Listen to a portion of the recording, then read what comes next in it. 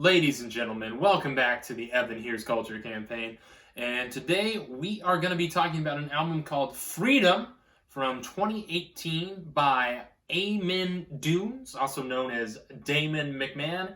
And man, this album just did not click with me. Before I get into why it didn't click with me, I feel like I gotta take a step back and just kind of talk about R.E.M. Dunes in general, because I don't feel like anybody has ever heard of this project. Everybody I've mentioned to that, I'm listening to this album for the show, they've been, who? Who is R.E.M. Dunes? I mean, this is the pretentiousness that this Pitchfork list is instilling in me, but on some level, I don't even think they've listened to it. I feel like I'm the only person who has listened to this album. So what kind of music does R.E.M. Dunes make? Well, a lot of the blurbs, the Pitchfork blurbs, have described it as hallucinatory rock.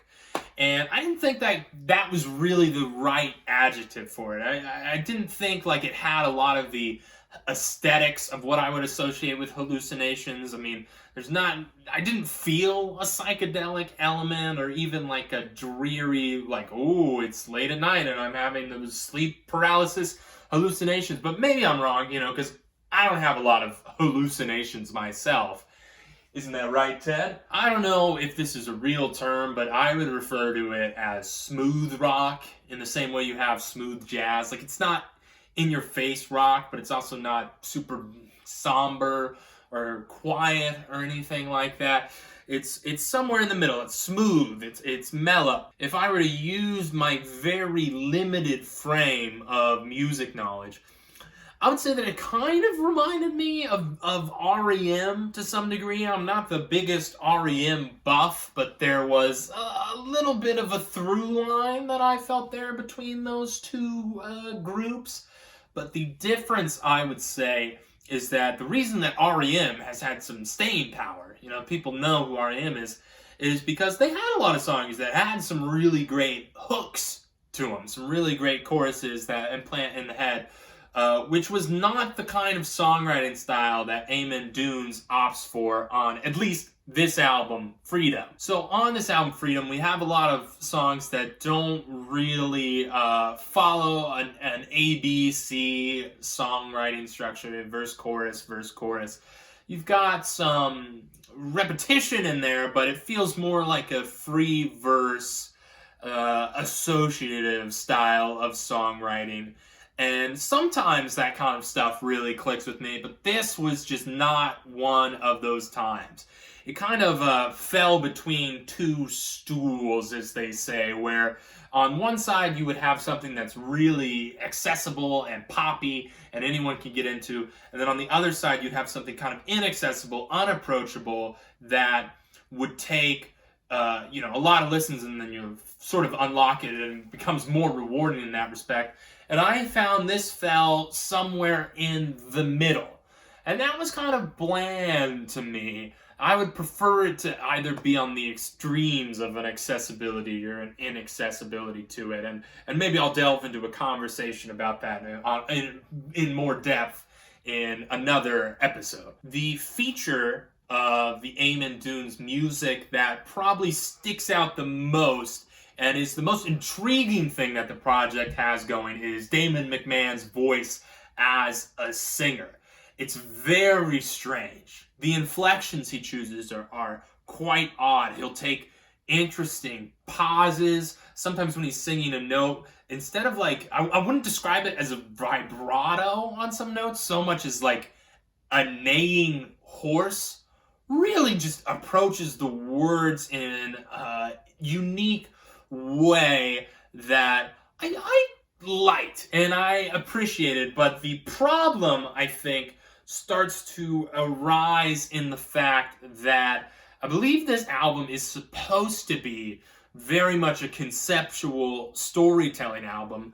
Obviously I was being a little facetious earlier when I said no one's heard of R.E.M. Dunes, because for some reason the Wikipedia page for this album has a really in-depth track-by-track breakdown with clear citations about what each track is supposed to be about. So I guess there's one really big fan out there that really wanted to go in depth on the Wikipedia. This section on this Wikipedia references a lot of the songs being from the perspective of different characters, or trying to tell this broad narrative about Eamon Doones kind of trying to shriek off all the sort of burdens of the past and all his bad tendencies and achieve this level of a subconscious or a unconscious transcendental freedom.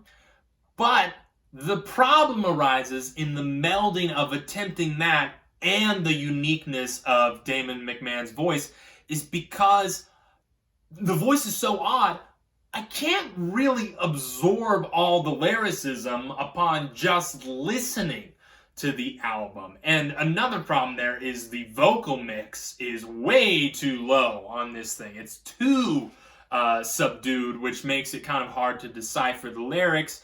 And so then the problem becomes, to get that storytelling aspect, I have to consult third-party resources like a Genius or like a Wikipedia to get that. And that's never as satisfying as picking up the majority of that from actually listening to the album. So the same thing that makes the Eamon Doones project unique and exciting is the same thing that kind of holds it back from achieving, at least from my subjective listening experience, the intended result. But now I want to throw some of that criticism out the window and talk about one song on this album that is just fantastic.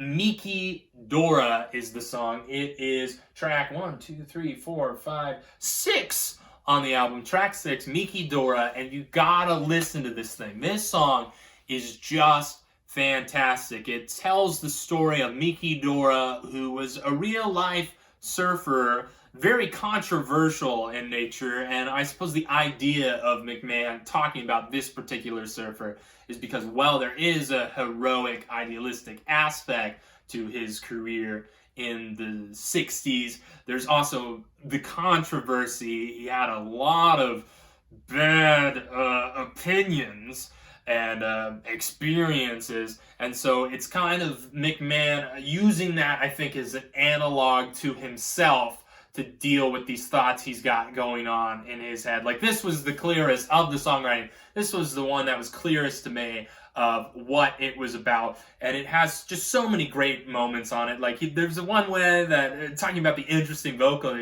inflections, he's got one bit where he just goes, 1963. There's something Dylan-esque about it in a way that I like.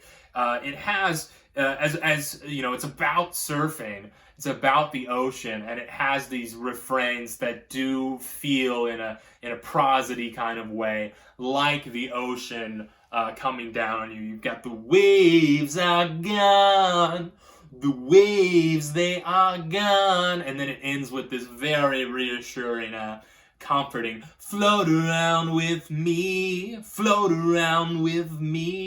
which is somewhat reminiscent of Pennywise and it going, you'll float too, except in this case, it's a lot more uplifting and positive and communal in a way. So that song really just is fantastic.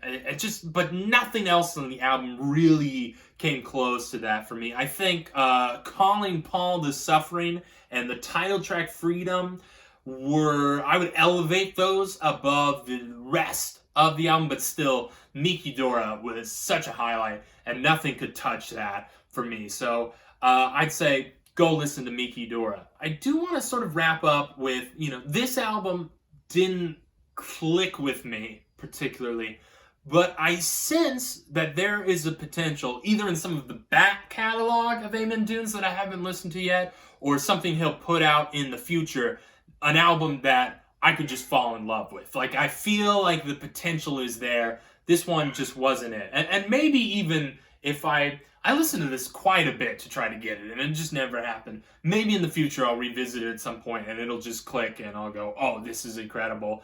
But I'll issue an update if that happens. I could see it happening, but I really don't know on that account. So, No sketches or anything for this one. No bits. Just trying to crank some of these episodes out so we can push forward on, get farther down the campaign, because we've got some great stuff coming up. So keep watching.